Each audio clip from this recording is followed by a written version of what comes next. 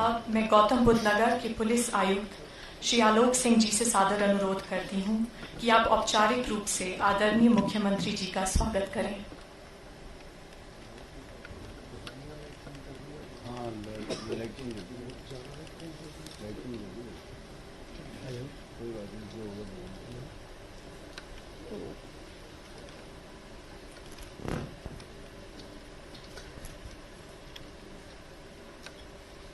परम आदरणीय श्रद्धेय मुख्यमंत्री जी, मंचासीन सभी महानुभाव, जनपद नोएडा के संभ्रांत नागरिकगण, अपने अपने क्षेत्र के प्रबुद्ध जन, बड़ी संख्या में उपस्थित छायाकार बंधु, मीडिया बंधु और टीम नोएडा के सभी सदस्यों का मैं हार्दिक स्वागत करता हूं। आज के इस ऐतिहासिक क्षण में आप सभी ने अपनी उपस्थिति दर्ज कराकर न केवल हम सभी को अपनी शुभकामनाएं दी हैं, बल्कि इस ऐतिहासिक क्षण के आप हमेशा के लिए चिरस्थायी गवाह भी हो गए हैं। माननीय मुख्यमंत्री जी का मैं विशेष रूप से आभार प्रकट करना चाहूंगा कि आपने स्वयं यहां पर उपस्थित होकर अपने कर कमलों से इस नई जनतांत्रिक प्रणाली के लिए अपना शुभाशीष दिया है।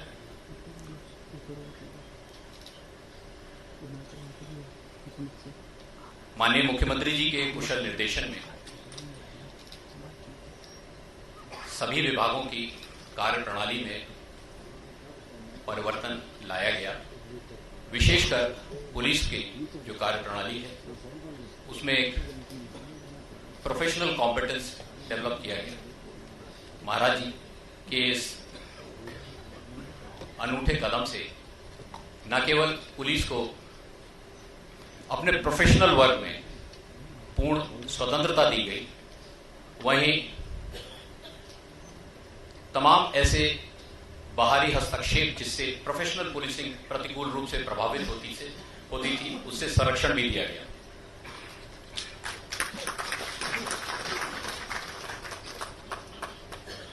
आपके इस ऐतिहासिक कदम से पुलिस की कार्यप्रणाली में बदलाव आया और इसका सर्वश्रेष्ठ जो नमूना था वो फरवरी 2018 में इन्वेस्टर्स मीट लखनऊ में आयोजित जो की गई, वहां पर बड़ी संख्या में देश विदेश से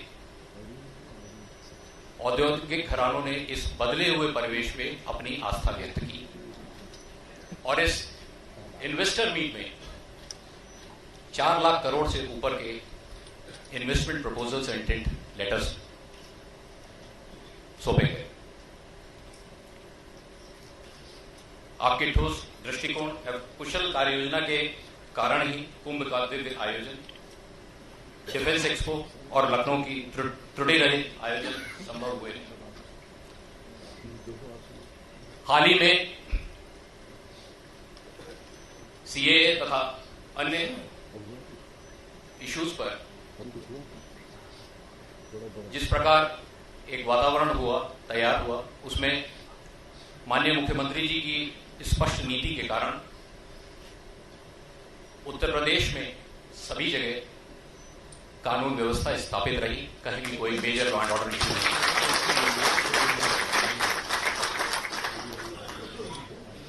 पुलिस की इस बदलते हुए कार्यप्रणाली पर हरियाणा हाईकोर्ट में मई 2019 में जस्टिस राजीव शर्मा की पीठ ने अपनी सहमति की मोहर लगाई। जस्टिस शर्मा ने उत्तर प्रदेश में जिस तरह से ऑर्गेनाइज्ड क्राइम के विरुद्ध एक सफल रणनीति अपनाई गई, उसकी न केवल सराहना की बल्कि अन्य प्रदेशों में भी इसके अनुकरण करने की सलाह भी दे डाली।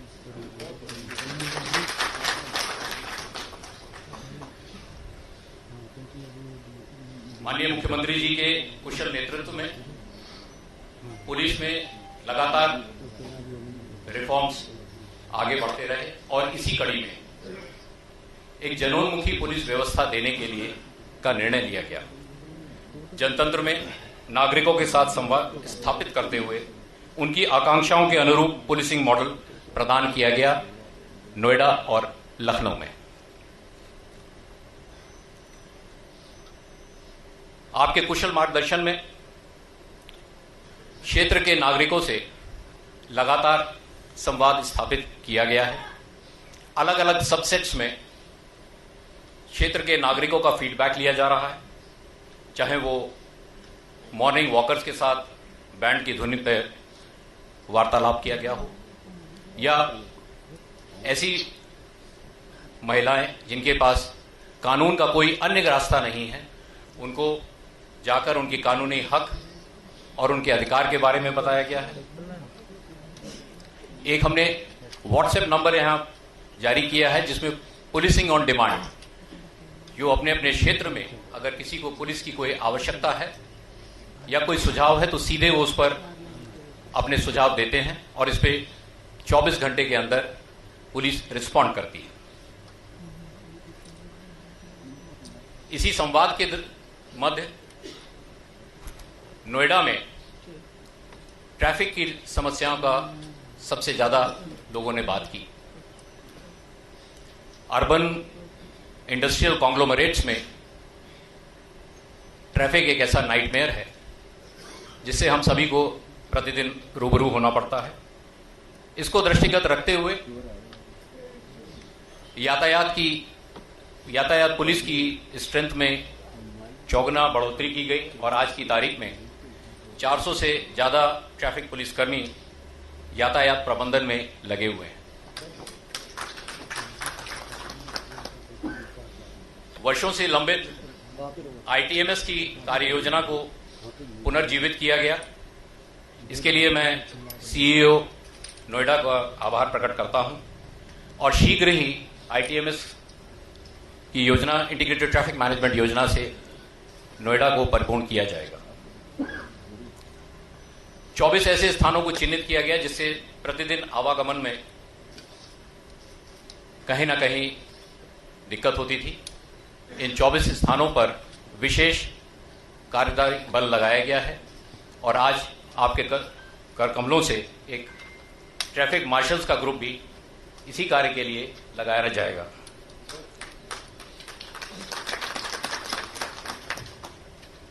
संवाद की कड़ी में महिलाओं से जुड़े हुए जो अपराध हैं उसके बारे में ये महिला सुरक्षा की डेडिकेटेड सेल है। इस सेल के अधिकारी सीधे महिलाओं से संपर्क करके महिलाओं को कानूनी राय देते हैं और अर्बन एरियाज में जो एक बहुत तेजी से बढ़ती हुई समस्या है वो है फैमिली रिलेशनशिप्स की, डिस्प्यूटेड फैमिली रिलेशनशिप्स की। इसमें शारदा यूनिवर्सिटी ने एक काउंसलिंग सेंटर स्थापित किया है जहां पुलिस, इंडस्ट्री, यूनिवर्सिटी और प्रोफेसर्स सब आपस में मिल बैठ के ऐसे परिवारों की जहां पे रिलेशनशिप्स इश्यू हैं उनको सॉर्ट करेंगे और उनको काउंसलिंग करेंगे। एंटी रोमियो टीम्स का पुनर्गठन किया गया है और इनको नई टेक्नोलॉजी के साथ सुसज्जित किया जा रहा है। माननीय मुख्यमंत्री जी की zero tolerance against heinous crime की पॉलिसी को इस अल्प अवधि में हमने मूर्त रूप देने का प्रयास किया है और पिछले 1 माह में हीनियस क्रिमिनल्स को, ऑर्गेनाइज क्राइम के जो क्रिमिनल्स इन्वॉल्व हैं उनके विरुद्ध कार्रवाई करते हुए चांस एनकाउंटर्स में 34 ऐसे अपराधियों को गिरफ्तार भी किया गया है।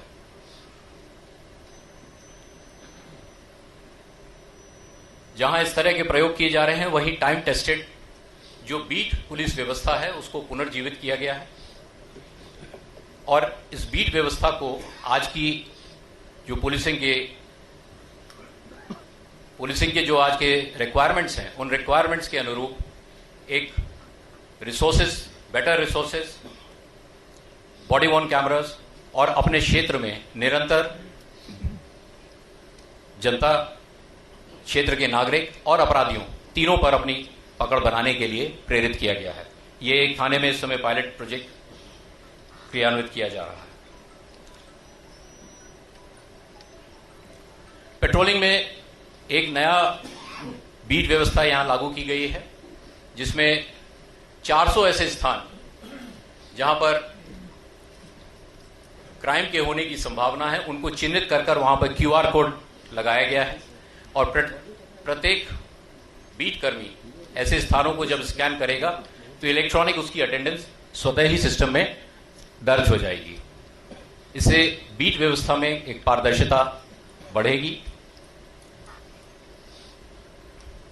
स्मार्ट इनिशिएटिव्स में इस नोएडा शहर को सेफ सिटी के लिए मुख्यमंत्री जी के निर्देशन पे कंसीडर किया गया और इसकी एक विस्तृत रिपोर्ट सबमिट कर दी गई है, जिसमें 1500 से ऐसे स्थान हैं जहां पर state of the art cameras लगाए जाएंगे। इनके साथ साथ लेटेस्ट वीडियो एनालिटिक्स और फेस रिकॉग्निशन टूल्स भी हमारे बैकएंड पे रहेंगे। आज क्रिमिनल को पकड़ने में जो टेक्नोलॉजी का सहारा हमको बाहर से लेना पड़ता था, आउटसोर्स करना पड़ता था, वो अब इस सेफ सिटी प्रोजेक्ट के बाद हमारे पास इन हाउस ये फैसिलिटी शीघ्र ही तैयार हो जाएगी। इस संवाद की कड़ी में आंतरिक संवाद भी स्थापित किया गया है और अपने पुलिस कर्मियों से निरंतर संवाद कर उनकी आवश्यकताओं को लेखबद्ध किया गया। उनकी सॉफ्ट स्किल्स को डेवलप करने के लिए ट्रेनिंग प्रोग्राम्स चलाए गए हैं और साथ ही साथ साइबर क्राइम में की जो आवश्यकताएं थी, यहां इस जनपद में तमाम ऐसे साइबर से रिलेटेड अपराध थे जो अनवर्कड आउट थे। कैपेसिटी बिल्डिंग के लिए कार्य उसमें शुरू कर दिया गया है। इन हाउस ट्रेनिंग हमने अपनी शुरू की है, जहां पे साइबर क्राइम से को सॉल्व करने के लिए हम अपने इन्वेस्टिगेटर्स को तैयार कर रहे हैं और इसी दिशा में आईटी की एक एमएनसी के द्वारा साइबर टूल्स और साइबर लैब उपलब्ध कराए जाने का हमारे सामने एक प्रस्ताव भी आया है।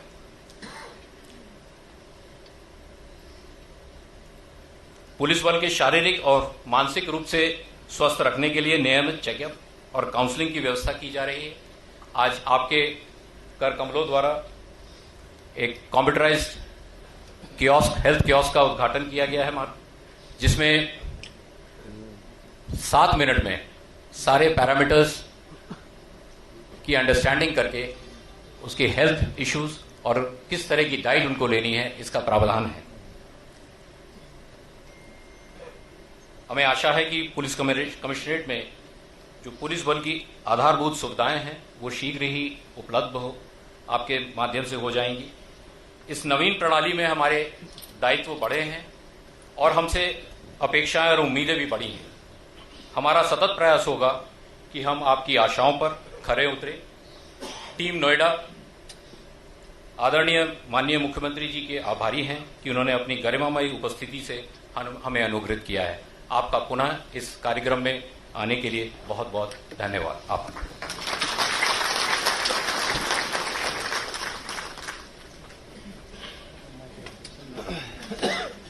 धन्यवाद सर। अब उत्तर प्रदेश के मुख्यमंत्री एवं हमारे आज के कार्यक्रम के मुख्य अतिथि आदरणीय योगी आदित्यनाथ जी से सादर अनुरोध है कि आप अपने आशीर्वचनों से हमारा मार्गदर्शन करें।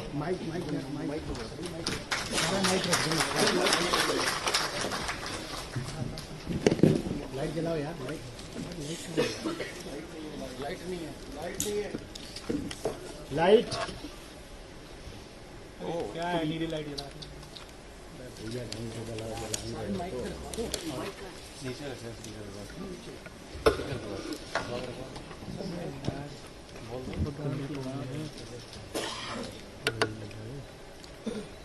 गौतम बुद्ध नगर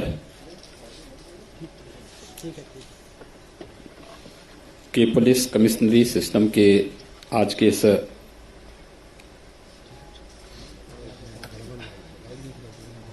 मुख्य कार्यालय उद्घाटन कार्यक्रम में उपस्थित मंच पर उपस्थित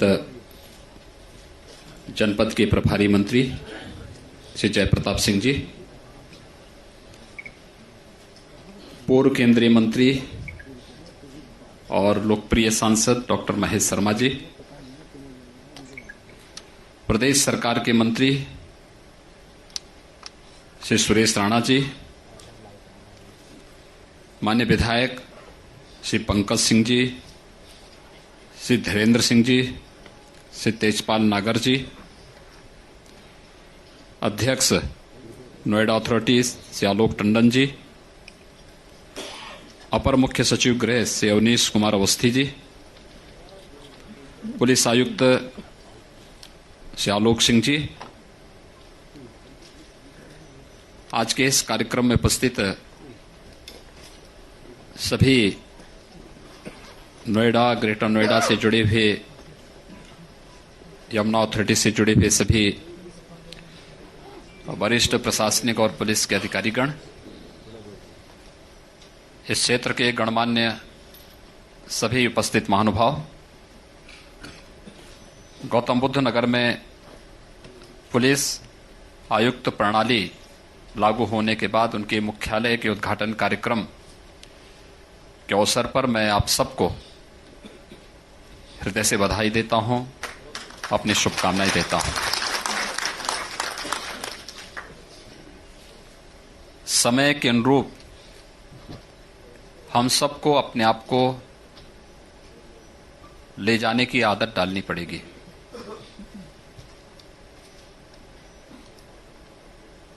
और ये आज की आवश्यकता थी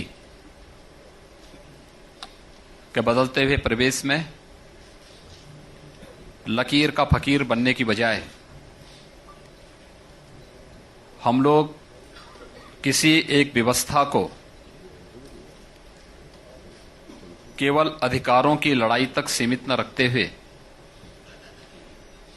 उसे नागरिकों की सुरक्षा, बेहतर कानून व्यवस्था और स्मार्ट सिटी या स्मार्ट विलेज की तर्ज पर ही स्मार्ट पुलिसिंग के कॉन्सेप्ट को बेहतर तरीके से आगे बढ़ा सकें। इसके लिए पुलिस आयुक्त प्रणाली हम लोगों ने 2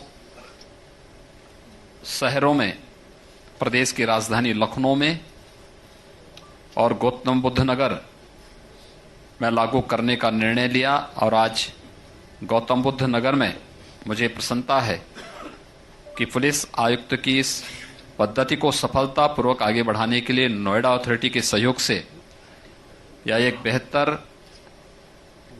पुलिस आयुक्त मुख्यालय के लिए यह परिसर और ये भवन प्राप्त हुआ है। मैं नोएडा की इस टीम को, इस नोएडा के नागरिकों के लिए उठाए जाने वाले इस बेहतर कदम के लिए बहुत बहुत बधाई देता हूं। उत्तर प्रदेश बदल रहा है। मुझे लगता है कि यह केवल भाषणों तक नहीं बल्कि हकीकत में दिखाई भी देने लगा है। हर एक क्षेत्र में परिवर्तन देखने को मिला है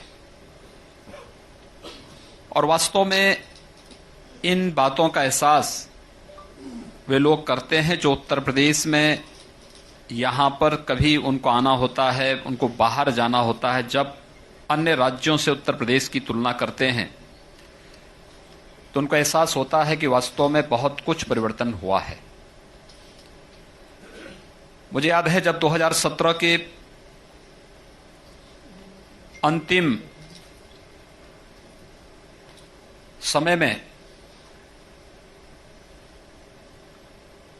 औद्योगिक विकास से संबंधित हमारी टीम मेरे पास आई थी। अक्टूबर-नवंबर का माह था और उस टीम ने कहा कि हम लोग उत्तर प्रदेश में एक इन्वेस्टर समिट करना चाहते हैं। तो मैंने कहा क्या नाम रखा? उन्होंने कहा ग्लोबल इन्वेस्टर समिट। मैंने कहा लक्ष्य क्या रखा है? तो उन्होंने कहा कि 20,000 करोड़ का। तो मुझे हंसी भी आई और उनकी बातों पर तरस भी आई। मैंने कहा उत्तर प्रदेश की आबादी क्या है? उन्होंने कहा 22 से 23 करोड़। मैंने कहा 23 करोड़ की आबादी का प्रदेश और 20,000 करोड़ रुपए आप निवेश की बात करते हैं। मैंने कहा आपको ये बोलने में संकोच नहीं हुआ था क्या? उन्होंने कहा कैसे? मैंने कहा आपको मालूम है कि हमने आते ही 36,000 करोड़ रुपए के किसानों के कर्ज माफ किए थे। अगर इसका 10 टाइम्स यानी 10 गुना निवेश के प्रस्ताव आते हैं तो यहां पर इन्वेस्टर समिट होगा, अन्यथा नहीं होगा। उन्होंने कहा ये कैसे हो पाएगा? उत्तर प्रदेश में कौन आएगा? मैंने कहा हर व्यक्ति उत्तर प्रदेश में आएगा। आप कार्य करिए, अपने सेक्टोरियल पॉलिसीज तैयार करिए, और पुलिस ने इन 6-7 महीनों के दौरान जो बेहतर कार्य किया है उसका अंदाजा भले ही यहां पर रहने वाले लोगों को न हो रहा हो, लेकिन देश के अंदर हर एक व्यक्ति प्रशासन की भी और पुलिस की भी इस कार्य पद्धति को स्वीकार कर रहा है। तो उस टीम ने मुझे इस बारे में कहा कि हम चाहते हैं कि कुछ जगह कुछ रोड शो हो। मैंने कहा भी ये आप करिए। उन्होंने कहा एक आध जगह आप चल पाएंगे? मैंने कहा किसी एक जगह में जाऊंगा। खैर वह टीम गई, एक जगह गई, उनको 10,000 करोड़ का प्रस्ताव प्राप्त हुआ। दूसरी जगह गई, वहां भी 10,000 करोड़ का प्रस्ताव प्राप्त हुआ। वे फिर मेरे पास आए, उन्होंने कहा कि हमें लगता नहीं कि 50,000 करोड़ से ऊपर का मिलेगा। मैंने कहा जहां मैं जाऊंगा वहां पर जितना मैंने कहा उतना प्रस्ताव मैं लेकर के आऊंगा एक साथ। और उसके बाद तीसरा हमारा रोड शो का मुंबई में था, और मुंबई में एक ही दिन सुबह में गया था, रात्रि को मैं वापस लखनऊ आया था। और एक ही समय में मुझे लखनऊ से मुंबई जाने के साथ ही 2.5 लाख करोड़ रुपए के प्रस्ताव एक साथ मुझे प्राप्त हुए थे। आज सफलतापूर्वक हम लोगों ने इस निवेश को उत्तर प्रदेश में करवाने में सफलता प्राप्त की। मुझे याद है सैमसंग हम लोग जब आ रहे थे तब यहां से बाइंड अप करके जा रहा था। ऐसी बहुत सारी, लखनऊ से TCS उस समय भागने की तैयारी कर रहा था। और भी अलग अलग क्षेत्र में अलग अलग ऐसे उद्यमी थे जो लोग उत्तर प्रदेश में निवेश नहीं करना चाहते थे। कहीं पर शासन के व्यवहार को देख करके, कहीं पर प्रशासनिक शिथिलता को देख करके, कहीं पर सुरक्षा और कानून व्यवस्था की गंभीर स्थिति को देखते हुए। लेकिन अंततः प्रदेश के अंदर हर एक क्षेत्र में जब सुधार होता हुआ दिखाई दिया, आज उसका परिणाम हम सबके सामने है कि प्रदेश के अंदर हम लोगों को, जब इन्वेस्टर समिट हम लोगों ने किया था तो इन्वेस्टर समिट में हमें प्रस्ताव प्राप्त हुए थे 5 लाख करोड़ रुपए के। अभी डिफेंस एक्सपो लखनऊ में आयोजित हुआ। सभी लोग कहते थे कि डिफेंस एक्सपो में हमें, एक वर्ष पहले जब डिफेंस एक्सपो की बात आ रही थी और डिफेंस कॉरिडोर बनाने की बात आ रही थी, तो हमारे तत्कालीन चीफ सेक्रेटरी श्री अनूप चंद पांडे ने जब मुझसे इस बारे में कहा कि हमें 20,000 करोड़ रुपए का प्रस्ताव मिलेगा, मैंने कहा अभी भी आप लोगों का माइंड सेट नहीं हो पा रहा है, आप अपने को तैयार करिए, 50,000 करोड़ से कम नहीं होने वाला है।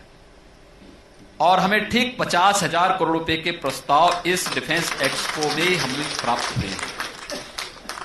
एक एक करके प्रदेश के अंदर बदलता हुआ प्रवेश, और उसको लेकर के हम सबको एक साथ मिलकर के कार्य करना होगा। उसके अनुसार उत्तर प्रदेश की पुलिस की इसमें बड़ी भूमिका होने जा रही है। और इसीलिए आते ही हम लोगों ने सबसे पहला काम यही किया। हाई कोर्ट और सुप्रीम कोर्ट ने यहां की भर्ती पे जो रोक लगाई थी, हम लोगों ने अपनी एक ट्रांसपेरेंट भर्ती की पद्धति सुप्रीम कोर्ट और हाई कोर्ट में प्रस्तुत किया। उन्होंने हमें तत्काल अनुमति दे दी। अब तक 1,37,000 पुलिस भर्ती की प्रक्रिया को हम संपन्न कर चुके हैं प्रदेश के अंदर। और आपने देखा कहीं कोई किसी भी प्रकार की कोई उंगली नहीं उठ सकती है। आज ये प्रदेश के अंदर सफलतापूर्वक हुआ है। इतने बड़े प्रदेश में मैं देखता था, हमारे पास 23 करोड़ की आबादी के प्रदेश में पुलिस बल हमारे पास लगभग 1,30,000 तक सीमित होकर के रह गया था। लेकिन अब 1,37,000 ये नया फोर्स हमारे सामने आया है। ट्रेनिंग की कमी थी। हमने पहले 2 कार्यों पर फोकस किया, एक पुलिस की ट्रेनिंग की क्षमता को दोगुना करने पर और दूसरा पुलिस की बुनियादी सुविधाओं को बढ़ाने को लेकर के। मैं जब लखनऊ पुलिस लाइन में गया था, मैंने वहां की पुलिस बैरक की स्थिति देखी, यानी इतनी बदतर स्थिति थी, इतनी खराब स्थिति थी। ऊपर जितना फॉल सीलिंग लगा था वो पूरा लटका हुआ था, पूरे जाले लगे हुए थे, फर्श का कहीं पता ही नहीं था, दरवाजे को भी पता नहीं था, और वहीं पर एक पुलिसकर्मी टूटी हुई चारपाई पर लेटा हुआ था। मैं बिना किसी को बताए हुए मैं वहां पहुंचा था तो मुझे दृश्य सब देखने को मिला था। सामने से गंदी नाली बह रही थी, जगह जगह कूड़ा भरा हुआ था, प्लास्टिक भरा पड़ा था। तो मैं सबसे पहले आया, मैंने सबसे पहले प्लास्टिक पे ही रोक लगाई। मैंने कहा प्लास्टिक रोक दो तो नाली चौक होनी बंद हो जाएगी। इसके बाद मैं वहां से आया, मैंने तत्कालीन जो हमारे प्रिंसिपल सेक्रेटरी थे होम के, मैंने उनसे कहा, मैंने कहा पुलिस की बुनियादी सुविधाओं के लिए क्या किया गया। उन्होंने कहा साहब पैसे नहीं है।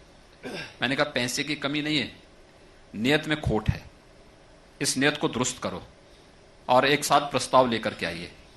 उत्तर प्रदेश प्रकृति और परमात्मा के द्वारा जो उत्तर प्रदेश को विशेष कृपा बरसती है, उत्तर प्रदेश में किसी चीज की कमी हो ही नहीं सकती है। और मैंने यानी जो व्यवस्था कहती थी कि पैसा नहीं है, मैंने नाबार्ड को भी बुला दिया, मैंने हुडको को भी बुलाया। मैंने कहा बताओ मुझे कितना पैसा आप दे सकते हैं। उन्होंने कहा साहब जितना पैसा मांगेंगे। मैंने कहा 6,000 करोड़ रुपए का एक पूरा प्रस्ताव बना दीजिए, पूरी व्यवस्था को एक बार में पैसा देकर के बदल डालो। हमें कहीं से लोन नहीं लेना पड़ा, प्रदेश सरकार के अपने बजट से सारा पैसा दिया जा रहा है। आज हर एक पुलिस लाइन में, मैं भी शामली से आ रहा हूं, शामली जनपद बने हुए कई वर्ष बीत चुके हैं। ऐसे 7 जनपद हैं जिनमें अपनी पुलिस लाइन नहीं, जिलाधिकारी के पास अपने कार्यालय नहीं, पुलिस अधीक्षक के पास अपना कार्यालय नहीं, मुख्य चिकित्साधिकारी के पास अपना मुख्यालय नहीं, और आप उम्मीद करते हैं कि लोग परफॉर्म करेंगे। पुलिस कर्मियों के लिए आवासीय सुविधा नहीं, आप उम्मीद करते हैं कि स्मार्ट पुलिसिंग में सहयोग देगा। हम लोगों ने पिछले 2 वर्ष के दौरान इसको फोकस किया है। आज हर पुलिस लाइन के लिए हम पैसा उपलब्ध करा चुके हैं। हर जिलाधिकारी और पुलिस अधीक्षक के कार्यालय के लिए, उसके मुख्यालय के लिए, आवासीय और अनावासीय भवनों के लिए पैसा हम लोगों ने उपलब्ध करा दिया है। हर एक पुलिस लाइन के साथ साथ पुलिस थाने, पुलिस चौकी में भी पुलिस की आवासीय व्यवस्थाओं के लिए हम लोगों ने पर्याप्त धनराशि उपलब्ध कराई है। लेकिन साथ ही साथ टेक्नोलॉजी का उपयोग करते हुए कैसे हम स्मार्ट पुलिसिंग को आगे बढ़ा सकते हैं। हम लोग आए थे, नोएडा में एकमात्र साइबर थाना किसी प्रकार से श्वास ले पा रहा था। आज हम 2 साइबर थानों के साथ ही सभी 18 कमिश्नरी में एक साइबर थाना और एक फॉरेंसिक लैब की स्थापना की कार्रवाई को आगे बढ़ा चुके हैं। उत्तर प्रदेश पुलिस बल का भी एक अपना विश्वविद्यालय हो, पुलिस एंड फॉरेंसिक यूनिवर्सिटी का बिल हम लोगों ने इसी विधानमंडल के वर्तमान जो अभी हमारा सत्र संपन्न हुआ है, इस सत्र में हम पारित कर चुके हैं और इसी सत्र में हमारा प्रयास है कि हम इस विश्वविद्यालय का भी कार्य प्रारंभ कर दें। पुलिस के आधुनिकीकरण के साथ साथ हर एक ओर हम लोग इस व्यवस्था को लागू कर सकें, बहुत इसके अच्छे परिणाम आ सकते हैं। लेकिन अभी भी हमें बहुत कुछ करना है। मैं इस बात को अक्सर देखता हूं कि स्मार्ट एंड सेफ सिटी में हमारे पास पैसा है, लेकिन हम उसकी कार्य योजना नहीं बना पा रहे हैं। और इन सभी क्षेत्रों में जिस प्रकार से आबादी बढ़ी है, अपराध की प्रकृति बदली है, इसको देखते हुए अगर हम उसके अनुरूप अपनी रणनीति नहीं तय करेंगे तो कभी भी अपराध को नियंत्रण करने में हमें सफलता नहीं प्राप्त हो पाएगी। और उसके अनुरूप तैयारी करना, उसके अनुरूप अपनी ट्रेनिंग को स्थापित करना और उसके अनुरूप अपने पुलिस बल को आगे बढ़ाने की कार्रवाई को बढ़ाना, हमें पुरातन और नवीन के बीच में एक समन्वय बनाते हुए आगे बढ़ना पड़ेगा। और स्मार्ट पुलिसिंग के लिए ही पुलिस आयुक्त प्रणाली को हम लोगों ने प्रदेश के 2 शहरों में लागू किया है। बहुत दिनों से मांग थी, इच्छा शक्ति का अभाव दिख रहा था, लेकिन हम लोगों ने इस कार्य को एक साथ यहां पे लागू किया है। ये कहीं भी अधिकारों का द्वंद्व नहीं है, यह तो नागरिकों को बेहतर माहौल देने, एक सुरक्षित माहौल देने की दिशा में और प्रदेश को विकास की उन ऊंचाइयों तक पहुंचाने की दिशा में किए जाने वाली प्रयास की एक महत्वपूर्ण कड़ी है। और उस कड़ी का हिस्सा आज बनने के लिए मैं स्वयं आपके पास यहां नोएडा में आया हूं। ये नोएडा कभी अभिशप्त था, या तो मुख्यमंत्री के लिए या नोएडा के लिए, लेकिन हम लोगों ने इस मिथक को तोड़ा है, क्योंकि हमें 23 करोड़ जनता के हित के लिए कार्य करना है। और 23 करोड़ जनता के हित के लिए कोई कार्य करने हैं तो हमें कुछ मिथकों को तोड़ना पड़ेगा, हमें उन रूढ़िवादी परंपराओं को एक और करना पड़ेगा, और इसी दिशा से एक नई दिशा में यह क्षेत्र चलेगा।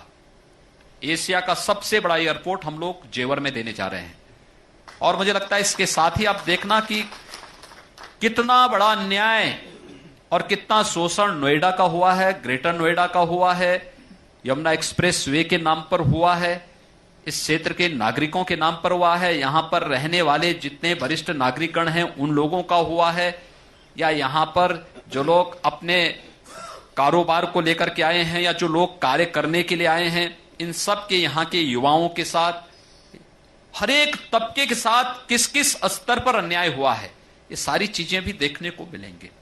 लेकिन हम पीछे की बातों पर बहुत जाना नहीं चाहते, एक नई दिशा में से आगे बढ़ा देना चाहते हैं, और ये पुलिस आयुक्त प्रणाली उसी कड़ी का हिस्सा है। आज की मांग थी, उस मांग के अनुरूप ये निर्णय सरकार ने लिया है, और मैं चाहूंगा कि सभी लोग मिलकर के इस प्रकार की पद्धति को आगे बढ़ाने का कार्य करें, और बहुत अच्छी चीजें आपको आने वाले समय बहुत अच्छे परिणाम देखने को मिलेंगे। हम लोगों ने कहा पब्लिक से हमारा टच होना चाहिए। आज ये ब्रिटिश पुलिस नहीं है, हमें हिंदुस्तान की पुलिस बनकर के एक कॉमन मैन के साथ उससे सीधे हमारा संवाद होना चाहिए। सीनियर सिटीजन्स के साथ हमारे सीधे संवाद होने चाहिए, हम उनकी समस्याओं को सुने, उनकी भावनाओं का सम्मान करें, कहां पर हम उनकी समस्याओं के समाधान में सहभागी बन सकते हैं, इस दिशा में हमारी ओर से प्रयास होने चाहिए। फुट पेट्रोलिंग को बढ़ावा देने की कार्रवाई, बालिकाएं नोएडा, ग्रेटर नोएडा जैसे क्षेत्र में बड़ी संख्या में महिलाएं और बालिकाएं यहां पर विभिन्न सेंटरों में काम करती हुई दिखती हैं, वे अलग अलग शिफ्ट में कार्य करती हैं। उनके सामने सुरक्षा का कोई भी इस प्रकार की समस्या न पैदा होने पाए, इसके लिए क्या हम अपनी 112 की पीआरबी के माध्यम से उन्हें सुरक्षा का माहौल दे सकते हैं, बेहतर पेट्रोलिंग के माध्यम से हम उन्हें सुरक्षा का कोई बेहतर माहौल दे सकते हैं। कैसे हो सकता है, हमें इस दिशा में प्रयास करने चाहिए। और मुझे प्रसन्नता है कि लोकतंत्र में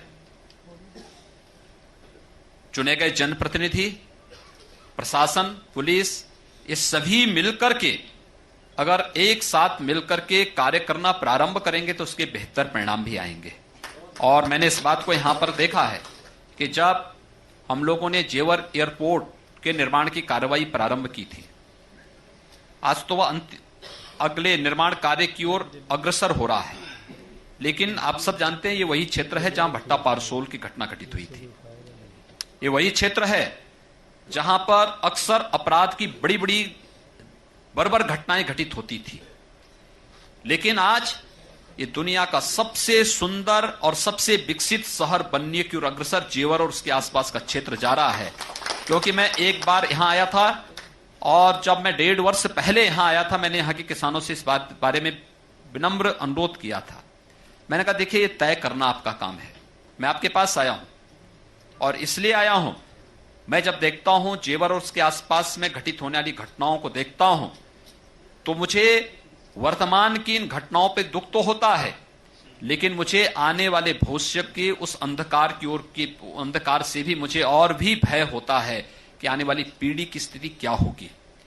और उससे बचने का एक ही तरीका हो सकता है, और वह है विकास। विकास की इस प्रक्रिया के साथ आप सबको जुड़ना होगा, और उस प्रक्रिया के साथ अगर आप सब जुड़ जाएंगे तो मैं विश्वास के साथ कह सकता हूं कि जो ये बदनामी आपके साथ जुड़ जाती है, इस आप सबके साथ जुड़ जाती है, क्योंकि मैं उस क्षेत्र से उस दृश्य देख के आया हूं। मैं गोरखपुर से 1998 में पहली बार सांसद चुना गया था, और जब मैं पहली बार सांसद चुना गया था तो मैं गोरखपुर में एक खाद कारखाना उस समय था, 1990 में बंद हो गया था। उस खाद कारखाने को पुनः चलाने के लिए मैं तत्कालीन फर्टिलाइजर मिनिस्टर श्री सुरजीत सिंह बरनाला के पास गया था। तो बरनाला जी मुझे देखे और देखने के बाद कहा कि आप कहां से चुन के आए? मैंने कहा मैं गोरखपुर से। कहा नहीं, कौन गोरखपुर? मैंने कहा उत्तर प्रदेश गोरखपुर। कहा कि देखते रहे मुझे आधे घंटे तक। मैंने कहा सरदार जी आप मुझे देख क्या रहे, मेरे प्रश्न का उत्तर क्यों नहीं आपने दिया कि गोरखपुर का फर्टिलाइजर कारखाना चलेगा या नहीं चलेगा? उन्होंने कहा नहीं, मैं ये सोच रहा हूं कि आप गोरखपुर से चुने कैसे गए हैं। मैंने कहा कैसे? उन्होंने कहा साहब मैं 25 साल पहले गया था वहां, और मैं एक चुनावी सभा में गया था। जैसे ही सभा में गया था तब तक बम चलने लग गए, और मैं वैसे ही वहीं से पीछे से उतर करके भागा। आज तक उसके बाद गोरखपुर दोबारा नहीं गया मैं। यह स्थिति गोरखपुर की थी। मैंने कहा आज तो गोरखपुर में कुछ नहीं होता, गोरखपुर बहुत शांत है। मैंने कहा पिछले 1998 में तब फिर संकल्प करके मैं गया था। मैंने कहा मुझे गोरखपुर में कोई भी ऐसी घटना नहीं होने देनी है, कोई घटना नहीं घटित होगी जिसके कारण गोरखपुर की बदनामी हो। और मैं 1998 के बाद से इस बात की गारंटी दे सकता हूं कि 1998 से लेकर के 2020 में हम लोग हैं, पिछले 22 वर्षों में गोरखपुर में एक भी अपहरण नहीं हुआ है। किसी भी बालिका का अपहरण नहीं हुआ, किसी व्यापारी का अपहरण नहीं हुआ, किसी उद्योगपति का अपहरण नहीं हुआ, किसी भी प्रकार की कोई अराजकता के लिए वहां कोई जगह नहीं। हर एक व्यक्ति वहां पर आज के दिन पर सुरक्षित है। हम लोगों ने हर एक व्यक्ति के साथ, मैंने एक सांसद के रूप में, सत्ता में कोई भी रहा हो, लेकिन मैंने बेहतर संवाद व्यापारियों से भी, उद्योगपतियों से भी, आम पब्लिक से भी, समाज के हर एक तबके के साथ बेहतर संवाद बना करके और एक ऐसा वातावरण वहां पे प्रस्तुत किया कि आज वहां पर एक सुरक्षा का बेहतर माहौल बना। आज वहां पर भी निवेश तेजी के साथ हो रहा है, तेजी के साथ वहां पर निवेश आगे बढ़ता हुआ दिखाई दे रहा है। आज गोरखपुर में बंद कारखाना, जिसके लिए मैं 1998 में लड़ रहा था, आज इसी वर्ष के अंत तक वह फर्टिलाइजर कारखाना फिर से बन करके 21 के प्रारंभ में चालू हो जाएगा, फिर से प्रारंभ होने जा रहा है। आज गोरखपुर में एम्स बन रहा है। आज गोरखपुर में एयर कनेक्टिविटी इतने बेहतर हो चुकी है, दिल्ली के लिए 3 फ्लाइट चल रही है, मुंबई, कलकत्ता, हैदराबाद, बेंगलुरु, प्रयागराज, इन सबको उसने बहुत बेहतर कनेक्टिविटी इसकी हो चुकी है। एक अच्छी दिशा में लोग बढ़ रहे हैं, और मेरा मानना है कि विकास का कोई विकल्प नहीं हो सकता, और उस विकास के लिए अपनी युवा पीढ़ी को तैयार करना। मैंने जेवर के किसानों से इसी बात को, मैंने कहा आपका जीवन कट चुका है, जैसे तैसे आपने अपना जीवन व्यतीत कर लिया है, लेकिन अब आगे के भविष्य के बारे में सोचिए क्या हो सकता है। और बहुत सकारात्मक उसका परिणाम रहा। मेरे आवास पे आकर के पहली बार हुआ जब जेवर के किसान मेरे आवास पर आए, उन्होंने कहा साहब ये हमारी जमीन है, हम पैसा ले चुके हैं, ये कब्जा हम सरकार को दे रहे हैं, आप वहां जेवर में एयरपोर्ट बनाइए। ये है सकारात्मक माहौल, और उस सकारात्मक माहौल के साथ जुड़ने की आवश्यकता है। और मैं आप सबका आह्वान करूंगा कि पुलिस आयुक्त प्रणाली उसी तर्ज पर आगे बढ़ाने की पद्धति का हिस्सा है। अभी हमें बहुत सुधार करने हैं, एक नई दिशा में आगे बढ़ रहे हैं, और जो उत्तर प्रदेश के हित में होगा, 23 करोड़ जनता की सुरक्षा के लिए, उनके एक समृद्धि के लिए, उनकी सुरक्षा और उनके व्यापक हित में जो भी कदम उठाने पड़ेंगे, सुधार के उस प्रकार के कदम उठाने में सरकार किसी प्रकार के संकोच नहीं करेगी। आज यही कहने के लिए मैं नोएडा में यहां पर आया हूं। मैं एक बार फिर से पुलिस आयुक्त प्रणाली और उनके इस मुख्यालय के लिए गौतम बुद्ध नगर के सभी नागरिकों को, यहाँ के जनप्रतिनिधियों को और आप सभी यहाँ के महानुभावों को बधाई देता हूं, अपनी शुभकामनाएं देता हूं और विश्वास व्यक्त करता हूं कि टीम नोएडा मिल करके इस पूरे कार्यक्रम को बेहतर तरीके से आगे बढ़ा करके अन्य लोगों के सामने एक तरक्की कभी ये नहीं पूछती कि आप कहां से आ रहे हो, बस ये पूछती है कि आप कहां जाना चाहते हो। तरक्की कभी ये नहीं पूछती कि आप कौन हो, बस ये पूछती है कि आप क्या बनना चाहते हो। तरक्की आपको कभी नए रास्ते दिखाएगी तो कभी नए दोस्तों से मिलवाएगी। बस आपको तय करनी है आपके तरक्की की रफ्तार, एक नई सोच और हर रोज कुछ बेहतर करने की प्रेरणा, अपने लिए और अपनों के लिए।